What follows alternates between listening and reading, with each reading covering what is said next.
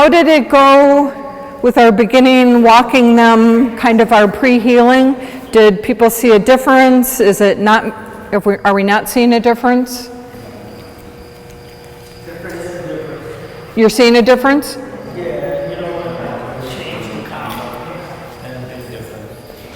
Moving to the prong?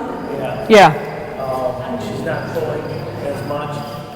She pulls a little bit. Yeah. One of the counterintuitive things about a prong collar, and I'm not about like every dog should be, because there's no one collar that every dog does the best on, there's a variety. But one thing about the prong collar that I think people find is once you use a prong collar, if you need one, you find that your corrections can be so much lighter once you've gotten the message through, that then you don't have to be like hard like you might on a buckle collar or something like that, because you just don't need it for the most part. Did you guys see any difference in the walking, or is it about the same? A bit? Okay. Did you get a chance to try? I mean, I know it's brand new. What was it? Where we're doing the walking without so much pulling? Oh yeah, with this collar and stuff. It's much better? Oh yeah. Yeah. Okay, did you see a difference with Bane? Not so much? Okay. I like your answer, not yet. That's the answer. Did you guys better? Yeah, we talked about that. Is it getting about the same? We're working on it. Okay. And with pistachio? But here, okay. So we're going to do a couple things tonight. I want to spend the first couple minutes of class talking real quick about potty training, because I do still have 1, 2, 3, pretty much 4-ish. No, we're all set on potty training. Okay, is potty training an issue, or are you guys set, or is it kind of come and go? It comes and goes. Okay. Okay. She's fully, okay. Tell me when he has to go. That's my problem. Okay. What are you using? Is it the same for you, telling when they have to go? Do you have any system that you use now? Not really, just take them out frequently, Okay. every couple of hours. Yeah, same here, except I have him down on the door, but I don't think he's getting it. Okay. So the bell on the door is kind of nice in that I have had dogs over the past where I just defaulted to them telling me they have to go to the bathroom, and that's not always the best, because if I'm up and busy and doing things, they sometimes can't get my attention, and so then sometimes they're like, well, I tried, but nothing happened. So the thing with the bell, does anybody else use that system? The thing with the bell is we're going to pretend this is, oh, here, look at this. This is going to be my door. So we'll say that's my dog's height. So, and we'll say this is the bell, and this buckle happens to be metal, and the bell will be metal, and dogs really don't care for metal. They don't like the smell of it. They don't like the taste of it. It's kind of hard to have it be of another material, because if it's plastic, the manufacturers are going to say they're going to chew that and break it and get pieces of plastic in their mouth, so metal it is. But there's a way around it, and it's kind of clever.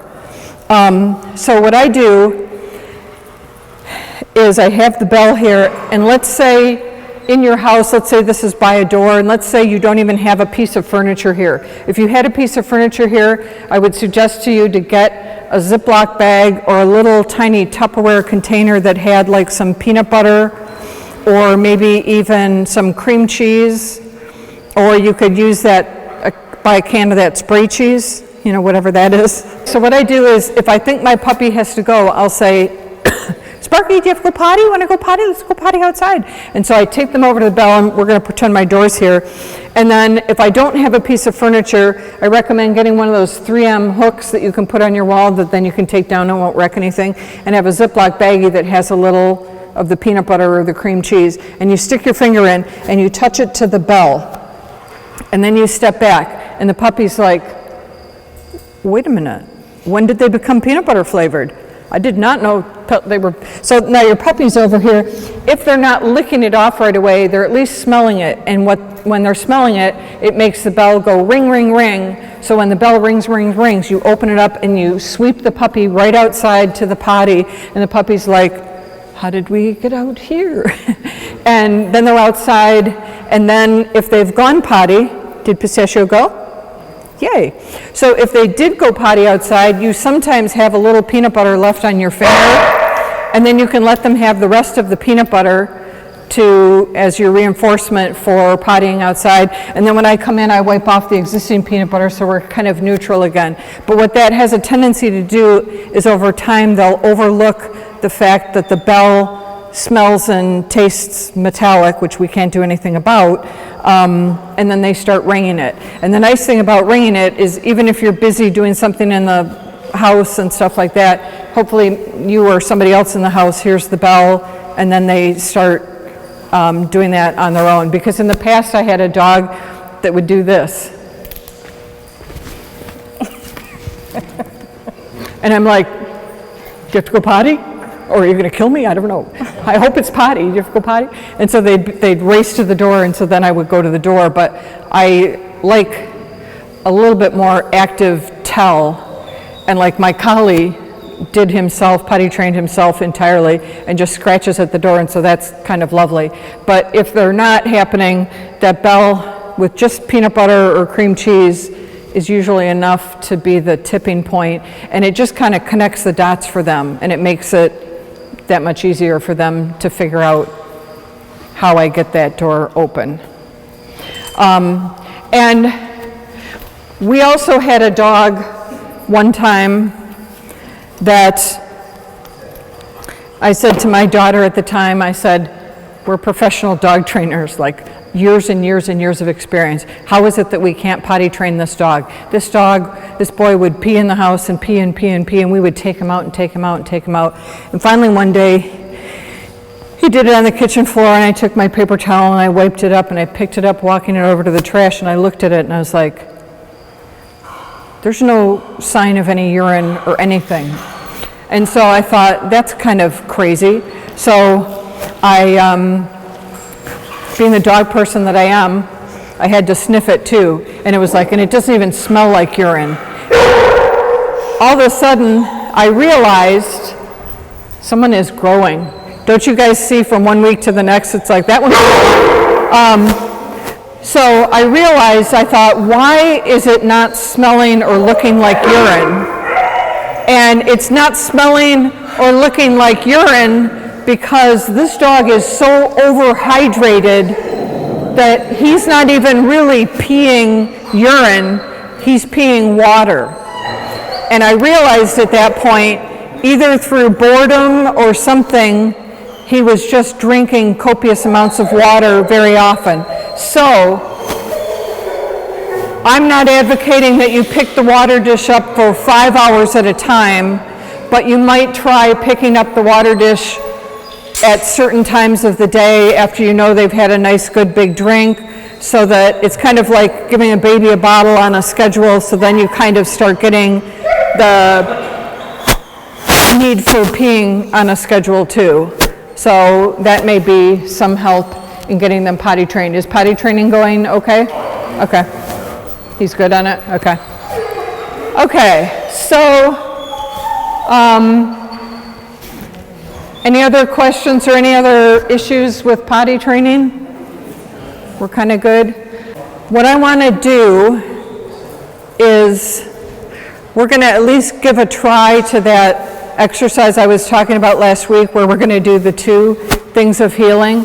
But again, I want to keep in mind the first thing we're going to do is I'm going to again split the room in half, and we're going to do 1 couple laps around, just so that you can kind of get back in the groove, and you can remind them that we're actually here in class, and so we're asking for class behavior, class level behavior.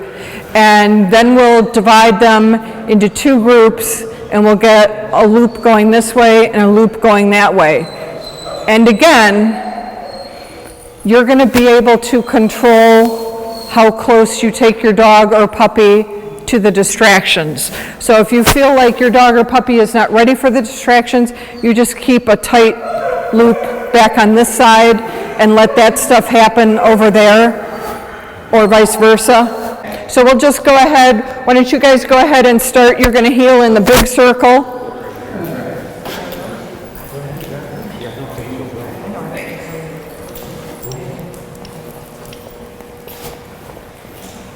And again, you can talk to them if they do a little better with some verbal stuff. Oh, you guys are related somewhere back in there.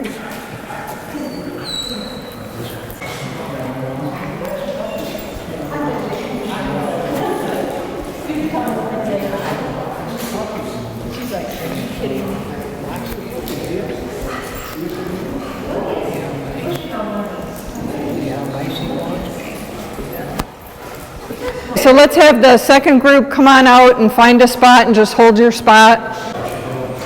Okay, so forward and go ahead and start walking them, and you can have them say heel. And if you want to pass, I would suggest pass the inside rather than to the outside. So go ahead and you can start.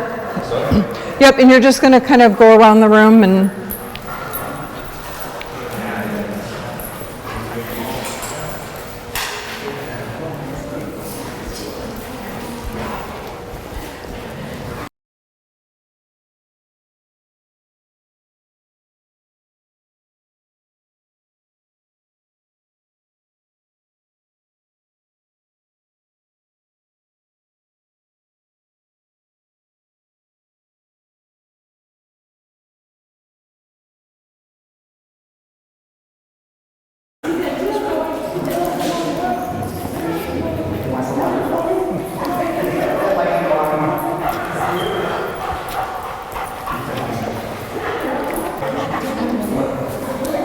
can I take him on a loop? Can I take him on a loop? You want to take? Yeah, may I? Yeah, Good luck. thank you.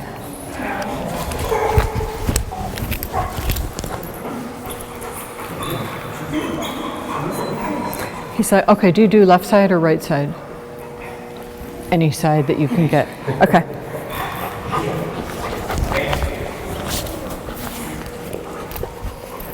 Come on. Good boy.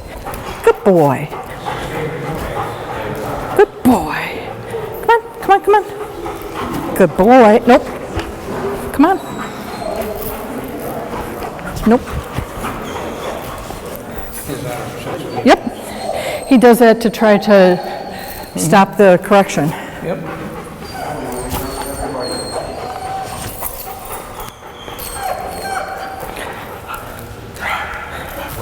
So Bane's got a lot of tricks, and he tries them all. And when you've worked with a lot of dogs with a lot of tricks, come on.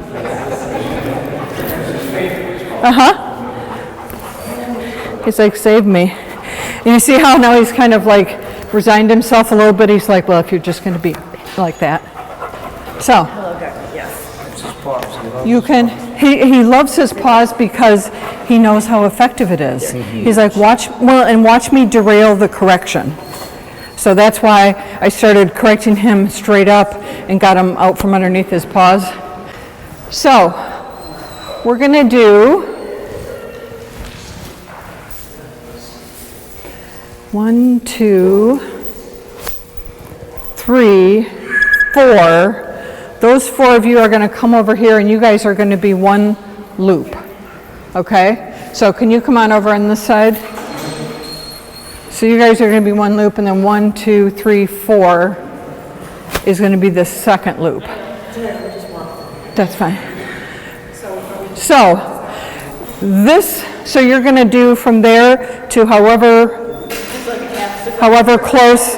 Yeah, so this from this point over, and I'll move my box a little bit, you can kind of go over. So you can go ahead and start doing, so you're not going to go past this line. So it's this. So you have a big oval, so go ahead and start walking that way. That's your responsibility, bud.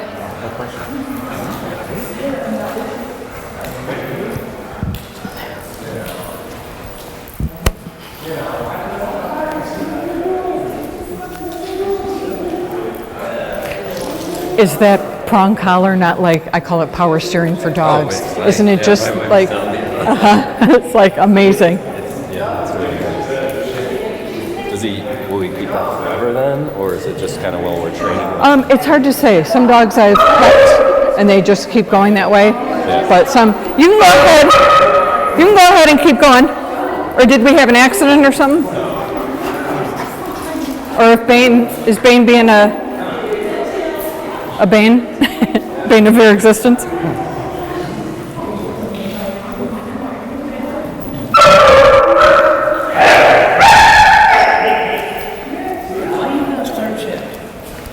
Because he Why you says gotta start shit? I'm like that. Why? Come on. Why? Come on.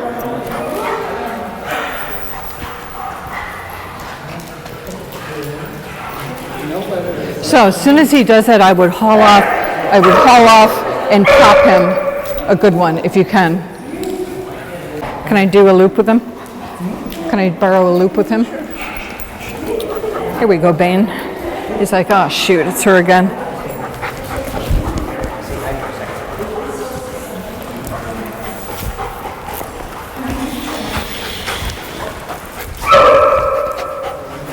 So as he tries to do it, I pull it up so his paw kind of rolls off it, and he's not wild about that.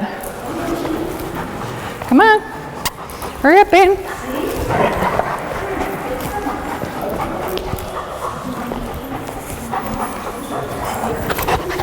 Why can't you just do it? Or you want to take him in the home stretch? If that felt pretty challenging, it's because it kind of was.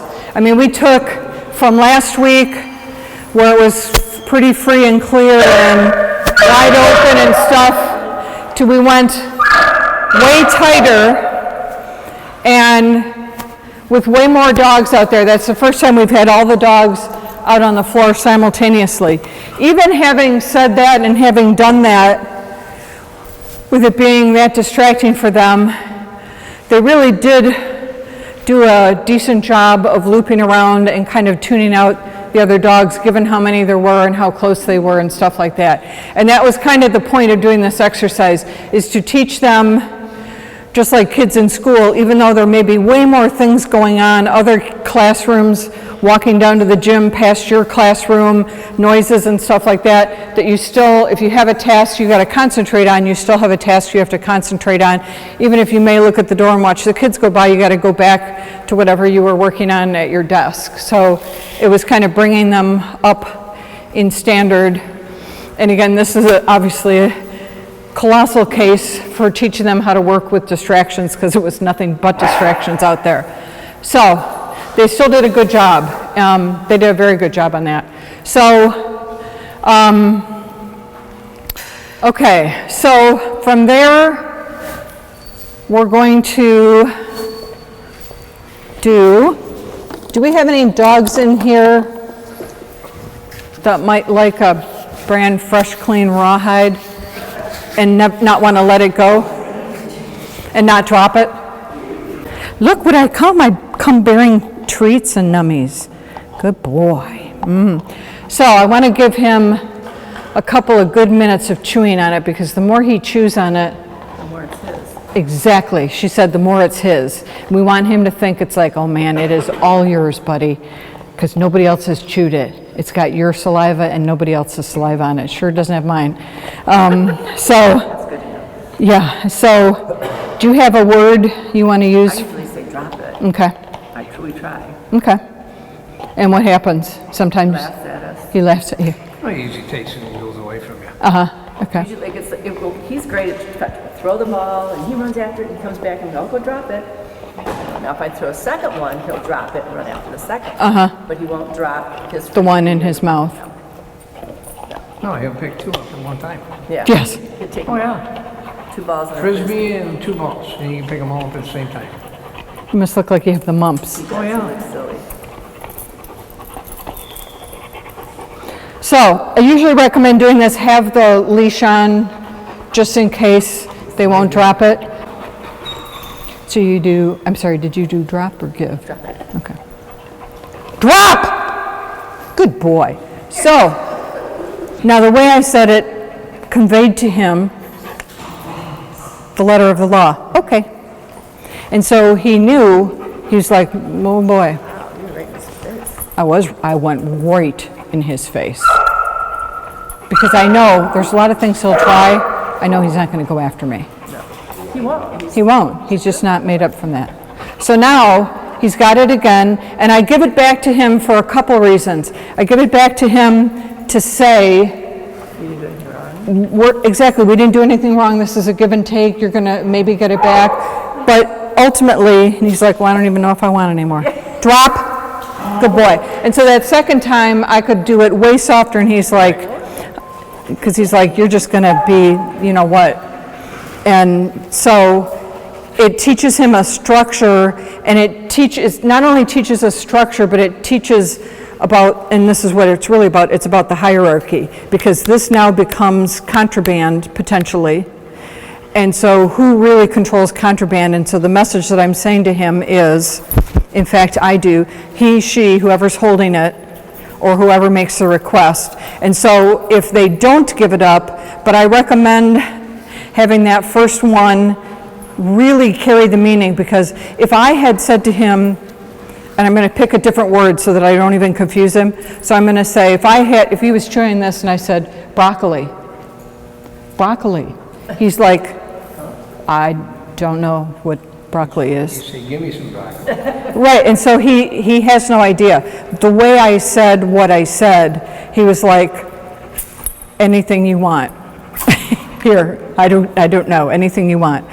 And the cool thing is, it's like can you see his face? Can you see his face? You see how in his face, he's much more relaxed, and he's like, I might have met a match on something. And that's all I want from him. I don't want him ever to be afraid of me. I just want him to have a respect that at times when I feel I need to assert myself, I need you to be on hand for respect with that.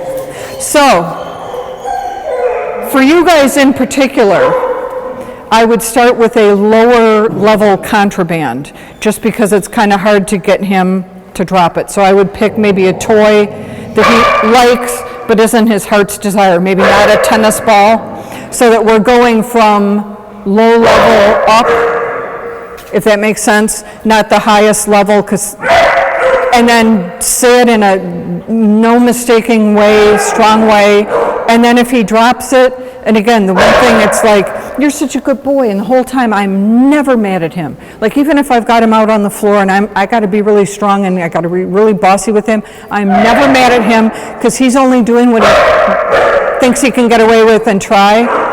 And so I have to meet him so that I can turn him into the dog that we all know that he is inside there. Does anybody have a dog that tries to laundry pick or steal the socks or anything else? Okay. And then sometimes if you come over to take it, they're looking you dead square in the eye and they're like, glunk, and down the throat it goes, and we do not want that. So here's what we would do if we were to drop it. Shh, leave it. Good boy. Good boy. He's like, that's my sock. Good job. Good boy. That's a good boy. One will take it away. Good boy. That's so good. Who's my smartest puppy? You're my smartest puppy. So I'd start with on leash with some quick structures like that. Or you could even wait until he picks it up in his mouth and then say drop it. But when you have the leash and you're that close, if they start that, I'm going to try to swallow it, it's like you can grab it and stop it, because we really want to stop that, because if they start swallowing the laundry stuff, whether it's socks, whether it's underwear, it almost always has some nylon in it, and the nylon's not going to break down, and so it's going to need to come out one way or the other. And I don't know do people know the tip on how to get a dog to vomit immediately? Peroxide. Hydrogen peroxide. And and you can find all kinds of things on the internet for the dose and how to do it, but here's the part to take from the peroxide. Put it right in his mouth? Mm-hmm. Here's the thing to do about it, and you can back me up on this. Take the peroxide and your dog who have just consumed something to the garage or to the basement, not in the house and not anywhere it's carpeted, because this stuff is going to work so fast, you won't have time to get them off the carpet, and it's going to be like, bleh. Or you can, if you get you can get a syringe from your vet that doesn't have, it's just the plastic syringe, and you can draw the hydrogen peroxide in, and then you can stick it and you shoot it, and it goes down the back before they can really get it out. Right, but it works, and it works really fast. But we still don't want to have to do that if we don't have to. I'm going to recommend practicing the sits, because next week we're going to do a little bit, we're just going to do a couple loops on the heeling, and we're going to try to add sits to the heeling so that, believe it or not, they're going to look kind of semi-pro.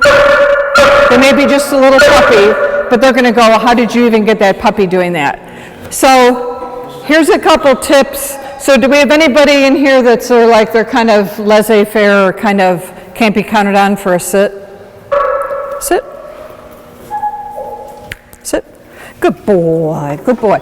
If they're not quick on the sit, because not at your puppy's age. We give latitude, the younger they are, the more latitude they get. But as they get a little bit older, and especially if you see that they've been doing good on sits and they seem capable, then I want you to continue to expect that. But if you're getting a dog where you're like, sit, sit, sit, Sparky, sit, and you start trying all the different voices, because you're like, which voice is going to work? It's like, we're off on a wrong tangent. So we want to not have to be an actor and have a number of different voices with different accents or whatever. We want to just be able to have it. So what I do is I say to the dog, and I try to make sure it's nice and loud and clear, and I'll say, Sparky, sit. And I'll do, and this sounds kind of harsh, but it's not as bad as it sounds. So I will say, I will give them 2 seconds to complete the sit. Now, when I say complete the sit, what that means is 2 seconds for them. They're standing here and I say, Sparky, sit, and they're like, if at the end of 2 seconds I see Sparky maybe starting to pull it together to go into a sit, and it takes them another 3 or 4 seconds to complete it, that's fine. That's no problem. If at the end of 2 seconds Sparky's like, I don't know, you yammered on about something and I wasn't listening, so I don't know. Then what I do is I do a quick little leash snap just to be a reminder. It's like, let's see if you remembered what I said to you just before you got the leash pop, and see if they'll go into a sit. And if they won't go into a sit, so I pet them like I'm coming, and then I come around and I cup them on the back of the leg. So I don't do it harshly, but it's like a pet, and then I come in and they're just like, ooh, I just folded. I don't know how that happened. So it's just a quick pet, cup, and then they go into a sit. So it's a much softer way if you don't get any of that tail sensitivity and they need that reinforcement. Do we have any dogs in here who are counter surfers?